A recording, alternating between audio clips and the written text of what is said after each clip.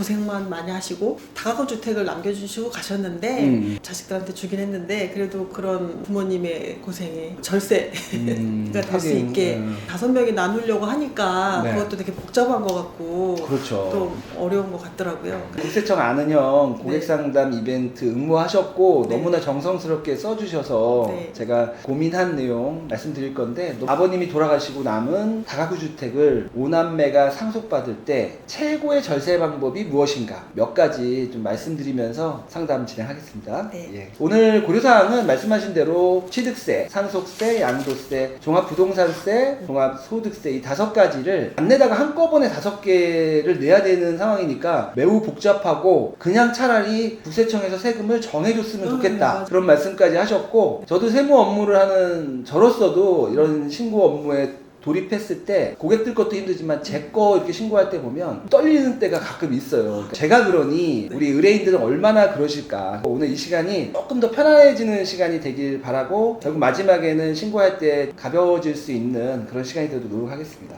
가족관계도를 보면 아버님이 돌아가셨고 살아계신 어머님이 또 하나의 주택을 갖고 계세요. 첫째, 둘째, 셋째, 넷째, 오빠, 언니들이 모두 무주택이고 의뢰인인 본인은 주택이 한 채 있는 걸로 확인이 됩니다. 말씀하신 5개 세목, 취득세, 네. 상속세, 양도세, 종합부동산세, 종합소득세 중에서 네. 가장 제가 봤을 때 절세 포인트라고 보이는 취득세를 먼저 말씀해 드릴게요. 취득세는 지분별로 납세 의무를 져요. 5남매가 이런 세금을 부담하면 어떻게 부담을 해야 되냐라고 말씀하셨는데, 대부분의 세금은 지분별로 부담한다.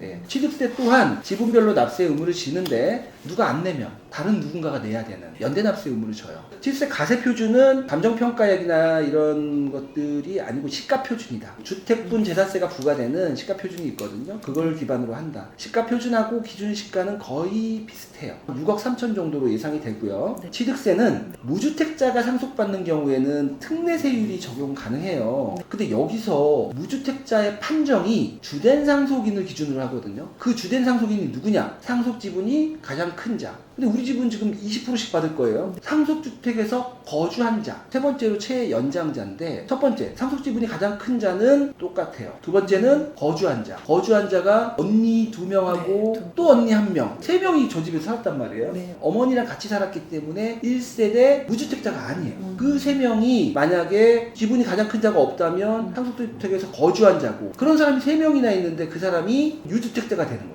1세대 무주택자가 아닌 게 되기 때문에 그 세 사람 때문에 1세대 1주택, 즉 무주택자가 아닌 게 돼서 특례세율을 못 받게 되는 거죠. 의뢰인도 유주택이고 언니 오빠 3명이 엄마랑 같이 살았으면 무주택자가 아닌 게 되니까 주택이 없는 단 1명, 즉 세대 단위로 주택이 없는 그 단 1명이 지분이 제일 많아야 돼요. 특례세율을 적용받으려면 0.1%라도 지분이 커야 된다. 그렇게 했을 때 특례세율 적용으로 인해서 취득세가 몇 프로가 줄어드는지 아시죠? 네. 2%. 6억 3천 베이스로 2%면 1260만 원. 네. 고민할 만하죠. 주택이 없는 그 한 명이 지분율을 0.1%라도 더 받아야 네. 모두가 특례세율 적용을 받는 그 혜택을 받을 수 있을 것 같아요. 큰언니는 2층에 살고 엄마는 3층에 사니까 네. 주소가 다른 거 아니냐. 네, 이제 맞아요. 그렇게 말씀하셔서 제가 이제 구청에 있는 여동생한테 물어봤는데, 네. 층이 달라도 다가구는 별도로 등기가 돼 있지 않고 호수가 등기부상이나 그렇게 표시가 안 되기 때문에 같은 주소로 볼 확률이 높다. 연장자인 큰언니가 받아서 특례세율 적용을 꾀한다면 구청에서 취득세 발급을 할 때 네. 특례세율 적용을 못 할 것 같아요. 왜냐면 구청은 엄격하게 네. 주민등록 베이스예요. 세무서는 약간 실질과세가 좀 강한 편인데, 주민등록상의 주소가 어머니, 2명의 언니, 또 큰언니까지 다 같은 호수로, 같은 번지로 적혀 있기 때문에 주소가 같기 때문에 같은 한 세대로 볼 것이다. 제가 아까 말한 것처럼 여기 살고 있지 않은 그 사람을 취득세 주된 상속인으로 해서 특례세율을 적용받자. 두 번째는 네. 상속세예요. 상속세는 마찬가지로 실제 상속 지분별로 납세 의무를 지는데, 아버지께서 다 똑같이 나눠 가져라 말씀하셨으니까 거의 비슷한 비율의 납세 의무를 질 거예요. 지금 제가 듣기로는 그게 6억 3천이고 예금이 그리 많지 않으세요. 한 1억 2천이기 때문에 7억 4천의 상속재산가액이 나와요. 공제받을 수 있는 금액은 어머님이 살아계시고 자식들이 있기 때문에 10억에다가 장례비는 최소한 500, 금융재산 공제가 1억 2천 5천 베이스로 2,400만 원 정도 받을 수 있어요. 그래서 총 공제받을 수 있는 금액이 10억 3천이다. 감정평가를 통해서 한 2억 6천까지 올려도 어차피 상속세는 나오지 않는다. 그러나 이때 여기 조심해야 될 거는 네. 혹시 아버님이 살아생전에 사전증여한 게 있는지, 사전증여 신고는 안 했지만 네.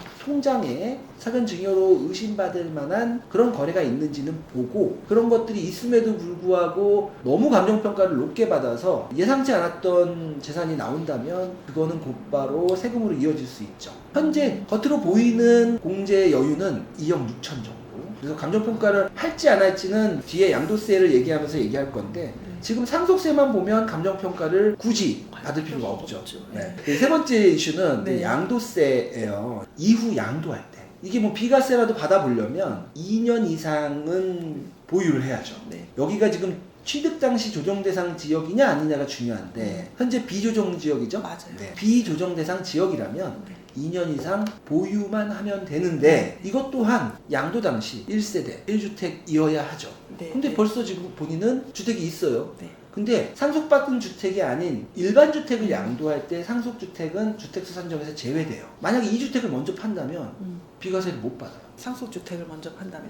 그렇죠. 네. 반대로 일반 주택을 팔면 네. 상속주택은 주택수에서 빠지는데, 이거를 먼저 팔면 비과세를 받지 못한다. 본인이 그렇고 나머지 세 분은 엄마랑 같이 주소를 하고 있어요. 그러면 엄마랑 같이 주소를 한 상태에서 이 주택을 팔면 1세대 1주택이 아니라 불행히도 어머니랑 주소를 같이 네. 하고 있기 때문에 1세대 2주택 이상이 되기 때문에 네. 세 분도 비과세를 못 받을 확률이 높아요. 주택 상속인으로 하고자 네. 하는 그 오빠가 네. 1세대 1주택 요건에 해당이 된다면 그분은 비과세를 받을 수 있을 것 같아요. 근데 그치. 나머지 네 분이 비과세를 못 받을 확률이 매우 높다면 양도할 때 언니들이 또 세대 분리를 할 수도 있죠. 왜냐하면 양도세 비과세를 받기 위해서가 아니라 네. 뭐 실제로 나가서 네. 나이가 있으시니까 그렇게 되면 또 비과세가 가능하고요. 만약에 감정평가를 받고자 한다면 상속세를 안 내는 정도 내지는 필요하면 상속세를 다소 내더라도 양도세 예상세액을 따져서 감정평가를 받아서 취득가액을 좀 올려놓는 게 의미가 있을 것 같아요. 5분이나 되기 때문에 양도 차익이 설령 난다 하더라도 20%씩 쪼개죠. 네네. 예, 그만큼 많은 양도세는 나오지 않을 것으로 보이는데, 비교를 해서 감정평가가 유리할 거라고 판단되면 감정평가 비용이 조금 들다 하더라도 받는 것도 나쁘지 않을 거라는 생각이 듭니다. 양도세는 양도할 때 인별 상황에 따라서 비과세를 받을 수도 있고 비과세를 받지 못할 수도 있다. 그 이유는 상속주택 외에 다른 주택이 있으면 일반 주택을 팔면 비과세를 받을 수 있다. 이제 이런 얘기를 하면서 넘어갈게요. 그 다음에 네 번째는 종합부동산세예요. 주택이 없는 분들은 사실 이것만 가산되기 때문에 종합부동산세에서 조금 해방이 될 것 같고요. 근데 이제 의뢰인 같은 경우에는 의뢰인 주택이 12억 정도 된다고 생각할게요. 12억이면 1세대 1주택인 자가 12억이면 공제를 다 받을 수 있거든요. 네, 근데 2주택 이상자는 공제를 9억밖에 못 받아요. 만약에 1세대 1주택으로 판단을 받을 수 있느냐 없느냐. 과세 기준일 현재 상속 개시일부터 5년이 안 된 주택은 종부세에서 주택수 산정에서 빠져요. 5년 동안은 해방될 수 있고요. 네. 지분율이 40% 이하이면 주택수 산정에서 빠져요. 두 개 다 해당되시고, 지분율에 상당하는 공시가격이 수도권 이하 밖에는 이제 3억인데 경기도가 수도권이니까 6억 이하잖아요. 네. 지분율 셋 다 해당이 돼서 선생님께서는 1세대 1주택 종부세에 있어서 1세대 1주택이냐 아니냐를 판단할 때는 해당 주택은 빠진다. 요거의 가세 표준은 가산은 된다. 1세대 1주택 여부에 따라서 공제 금액이 달라지는데, 공제 금액을 결정하는 1세대 1주택 여부 판단은 주택 산정에선 빠진다. 종합부동산세 이제 했고요. 종합소득세, 아버님도 원래 소득세를 좀 내셨죠? 내셨어요. 네. 그러니까 엄마 아빠가 같이 사시니까. 음. 근데 그 좀 제법 내시더라고요. 아, 그러니까 이것도 마찬가지예요. 1세대 1주택자는 월세 소득에 대해서도 안 내는데, 네. 1세대 1주택자가 아닌 사람이 많죠. 그러면 전세는 안 낸다 하더라도 월세에 대해서는 소득세 신고 의무가 생겨요. 근데 소득세는 전체로 소득세를 계산하죠. 거기에 내 가족이 살기도 하고 임대도 줬잖아요. 네, 네. 그 월세, 1년으로 환산한 그 월세 금액에 필요형비를 빼고 나머지가 소득인데, 네. 그 소득 금액을 20%씩 나누죠. 1세대 1주택자가 아닌 자는 그거를 소득세 신고 납부해야 돼요. 아, 아버님은 예전에 그 소득밖에 없었다면 그걸로 신고하고 끝내셨을 거예요. 우리가 지금 일하는 나이대잖아요. 저도 그렇고. 맞아요. 그래서 저도 지금 근로소득, 사업소득, 기타소득 이렇게 있으면 5월달에 합산해서 신고하거든요. 그렇게 합산해서 소득세 신고를 해야 된다. 결론을 한번 살짝 말씀드리면 상속인 5명 각자의 납세 의무는 5개 세목에 있어서 모두 지분별로 납세 의무를 진다. 그리고 나름 절세 방안이라 하면 세대가 무주택자인 그분을 주된 상속인이 되게끔, 그리고 그분이 주된 상속인이 되게끔 하려면 남들보다 0.1%라도 지분이 높게끔 설정해라. 취득세가 특례세율을 적용받고 1260만 원 정도를 아낄 수 있다. 상속세는 추후 양도세를 고려해서 부동산을 적절하게 평가할 수 있는 방법을 한번 연구해보자. 왜? 우리에게는 상속공제의 금액이 여유가 있기 때문에 이 다가구 주택이 다음에 매우 비싸게 팔릴 수 있어요. 미래의 일은 모르는 거고 당연히 기준시가보다 훨씬 높게 팔리고 있고요. 그리고 이제 양도세는 그 양도 당시에 1세대 1주택자만이 비과세를 받을 수 있다. 양도시에 1세대 1주택자를 일부러 만들 필요는 없다 하더라도 1세대 1주택자 어차피 나갈 거면 미리 나가서 분가를 하고 파는 것도 좋은 방법이다. 주의사항으로는 최근에 제가 상속세 신고를 급하게 해드린 분이 한 분 있었거든요. 네. 이분이 상속세 계산에 너무 몰입해서 취득세 신고를 놓쳤어요. 그래서 가산세가 한 2, 300만 원 나왔거든요. 고민 길게 하는 것도 되게 중요한데 상속세 신고 기한, 취득세 신고 기한 그거 놓치지 않고 신고하는 게 그것도 돈 버는 거예요. 오늘 도움이 조금이라도 됐으면 좋겠습니다. 많이 됐습니다. 그럼 진짜 근데 궁금한 게 국세청에서 이 다가구 주택을 제가 원래 아는 형 그 진짜 TV 있잖아요. 그거 좋아하는데 그걸 또 통해서 딱 세무사님을 뵀는데 진짜 아는 형처럼 아는 건 아니지만 되게 편안하고 진짜 유쾌하시고 고객이라고 해야 될까요?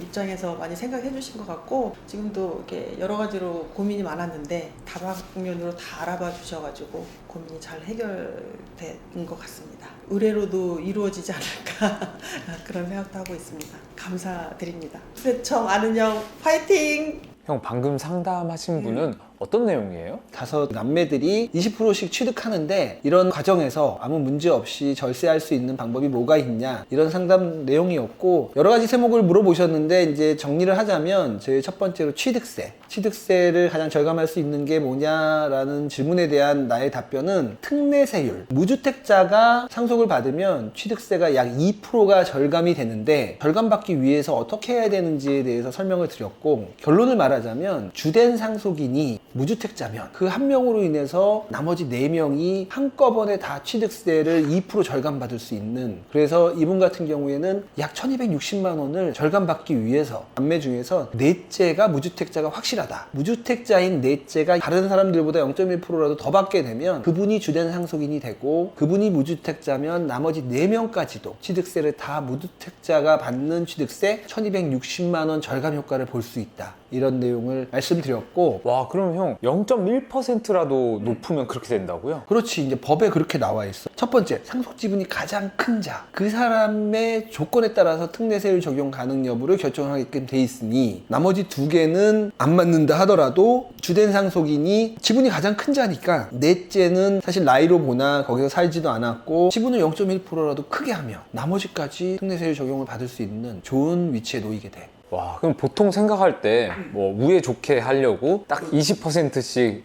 동일하게 나눌 생각을 할 텐데 그럴 필요가 전혀 없네요. 만약에 이 경우에 있어서 그렇게 하면 가장 나이가 많은 분, 그 사람의 주택 상황에 따라서 결정되는데 여기서 제일 큰 언니는 주소를 어머니하고 같이 하고 있는데 그 어머니가 주택이 있어. 다른 언니로 할 뻔했던 걸 내가 넷째 언니로 해라. 넷째 언니는 확실한 무주택자다. 그런 답을 드린 것 같아.